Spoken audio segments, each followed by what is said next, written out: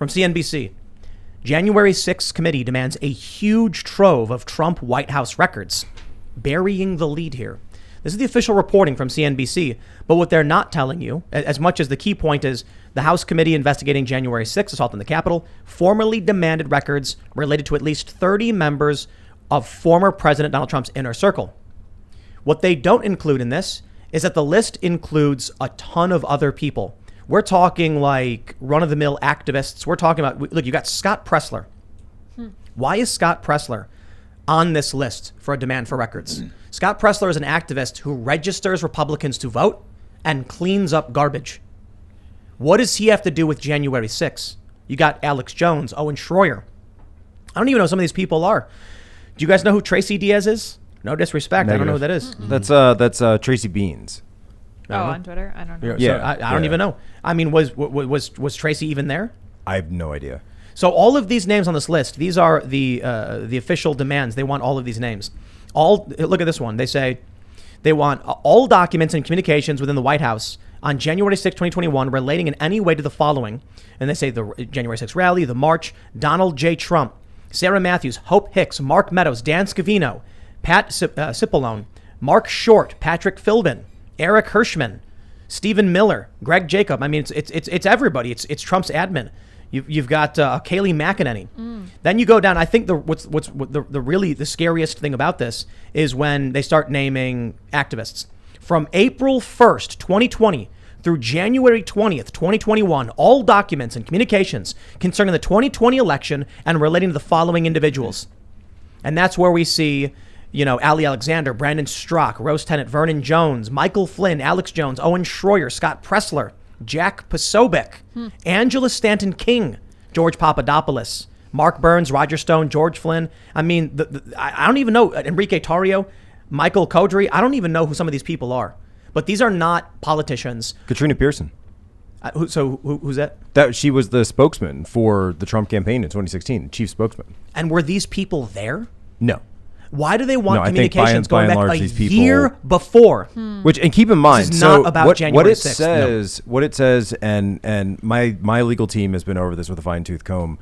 What they're requesting for, if you look at this specific subsection where it names, kind of the activists, it doesn't even mention the actual January 6th event itself. It just says all documents and communications concerning the 2020 election from April to January 20th. So essentially, if you had any comment whatsoever, any communication whatsoever with the government from that entire, it's almost a year that they're asking for of the private records, personal communications that they are trying to subpoena. This has nothing to do with January 6th. No, and I'll tell you very quickly, what they're trying to do with me, and I know exactly what they're trying to do with me, is they are trying to go after my White House sources. They want to know who it is that I've been in communication with at the White House that, of course, is being done in a way where I'm keeping them private. They're giving me information. It's a network of people that send stuff to me and then I get it out, right? They know that this has been a thorn in the side of the Biden administration because there are some people that are even in the Biden administration that are looking at this. They want to get into my records and they want to get that out. Well, I'm here to say right now to Nancy Pelosi and anybody else, you're not getting it. You're not getting my sources. You can send whatever you want to me. You can do whatever you want to me. I'm not giving it up because these people are patriots. They are telling me the truth. They're telling me the truth about what's going on when it comes to COVID and the government's response. They're telling me the truth about what's going on the ground in Kabul. They're telling me the truth about what's actually going on behind the scenes at the White House, as opposed to the lies that you people are putting out in your press briefings. And so if you want to come for it, you better be ready. You absolutely better be ready. And your stand is admirable, and they're going to come after you, and you're a hero for standing up to them. This is a twofold, in my opinion, a process. The first is to punish those people who were on the wrong side. This is to punish them, you specifically, the people on this list. This is the scary part of using political power, is to punish your enemies. But the second part also is to send a warning for people in the future. Don't join the wrong side, because this is what's going to happen to you. This is meant to silence and scare people who want to get politically active. The only reason why I didn't go January 6th is because, I had something on the farm. It was a 2-hour drive. I think it was cold and raining, and I kind of actually felt bad. I was like, you know what? I should be there. There's 40,000 people. but like I just Way more can't. than that. I can't make it. I honestly couldn't make it, and it was like I can't. But what if, how many people would have made the same decision? And that is to say to people like me, next time there's a rally like this, don't go, Daniel, because you look what they'll do to you. Owen Schroyer just got charged. He was released. I guess he can't talk about it. But so the way this works is they're making a demand for internal government documentation on these individuals. That's correct, Jack?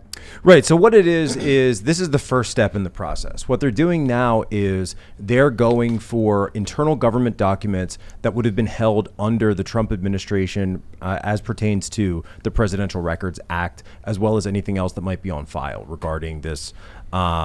Regarding the election, at least there's different subsections and there's different types of things that they're asking for different groups of people. And so, but by and large, it's a letter to the National Archivist. So what that is all those records. So when you go to a presidential museum and you'll see they have the entire records of that administration there. If you go to, the Kennedy Museum or the Roosevelt Museum. And so what they've done now, obviously Trump doesn't have a museum yet up. Obama doesn't even have his museum up yet. He's getting some legal trouble with that. But what they do is the National Archivist will set all of those records aside.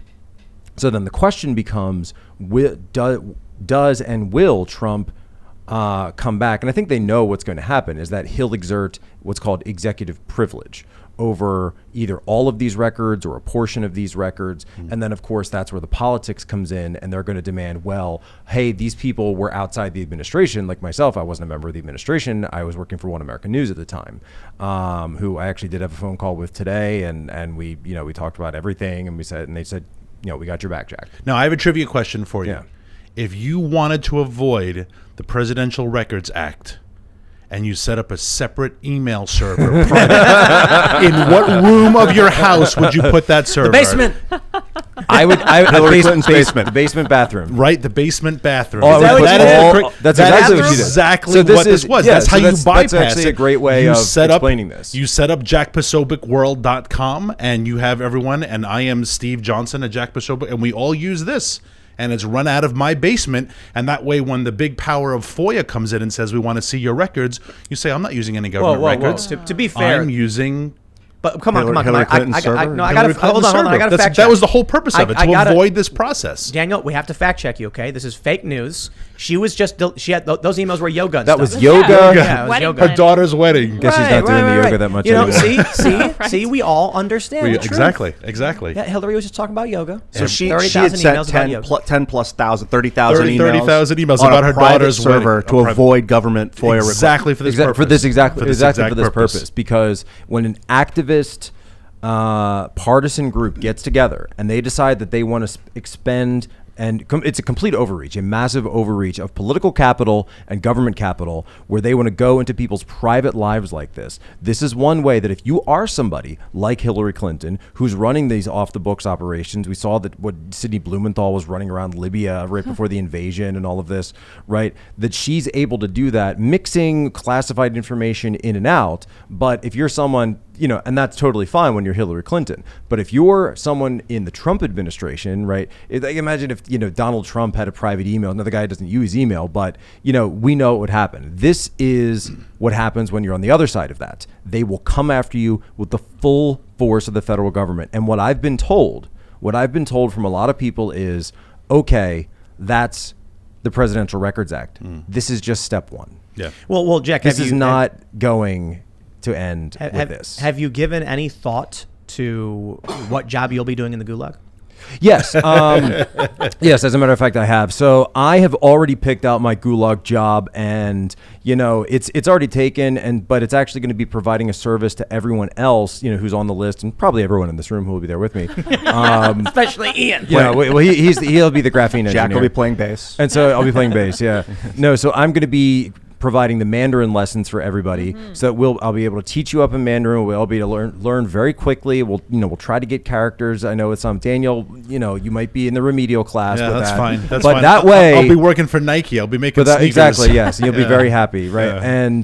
And that way we'll be able to communicate with the guards. So it'll actually quite useful for us. That's good planning ahead, Jack. That's great. Yes. Yeah. How do you say sounds effing awesome in Mandarin? Can we say that on YouTube? 这非常牛逼了. All right. All All right. I'm Great. into it. We joke about this stuff, but This is not. This list clearly is not about January 6th. No. It's calling for records, but related to the election. What they want to do, what they've been trying to do, which every step of the way has been, they've just literally gutted and mutilated the American Republic. From the first impeachment to the second impeachment to the constant harassment to the lies in the media, they hated Trump so much that they were willing to do anything. And by the way, it's not done though. So we're doing lists now. Do you? I'll just say this right now. Every step of the way, since going back to 2017, 2018, I've been talking about some kind of civil conflict, civil war. I've said, I see no reason for this to de-escalate. Now, I have no problem saying right now, for all I know, everything just slows down. People finally say, I'm done with the conflict. I don't want to be fighting anymore. And everyone shakes hands and we move along. All of a sudden, Republicans, Democrats hugging in the hallways. But I don't see any reason for that to happen. No. Then not only do we have a shootout last weekend in Portland between left and right wing groups, you now have predominantly Democrats. Let's be real. Kinzinger and Cheney are not anything other than Democrats with a Republican for a name. They're coming out and saying, we want to know about the election. We want to know about what their strategies were, their campaigns. Yeah. We want to know what the Trump administration, any of these people, and the government were talking with these people about. Scott Pressler, the guy who cleaned up garbage in Baltimore. And here's what's going to happen. Here's the first step: is the list, right? The next step is you say they won't get it. They're not going to get that information, right? Here's my prediction. I could be wrong, but here's just a thought I had. Maybe it's a long shot. They'll say, okay, well, how about we have the archivist start checking to make sure those records exist, and then if they're going to, and then the judge will be like, well, before they can be released, there has to be a challenge and there's an injunction, and then they leak, and then private communications start leaking out of context.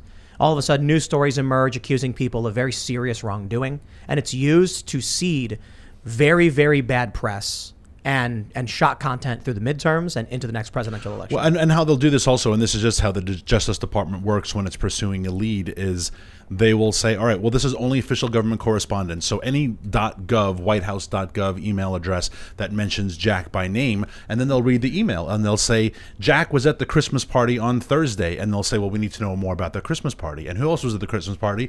Lydia was at that Christmas party. Well, now we need Lydia's records because Lydia is now tied to Jack and it will just get bigger and bigger and bigger. And then all of a sudden, now you're turning over things that aren't whitehouse.gov. Now you are turning over private stuff. And it's like, look, we went to the DA and there's enough evidence here that we have to keep digging. They'll go to a grand jury. You keep digging, and eventually all of us are guilty of some. What's that book?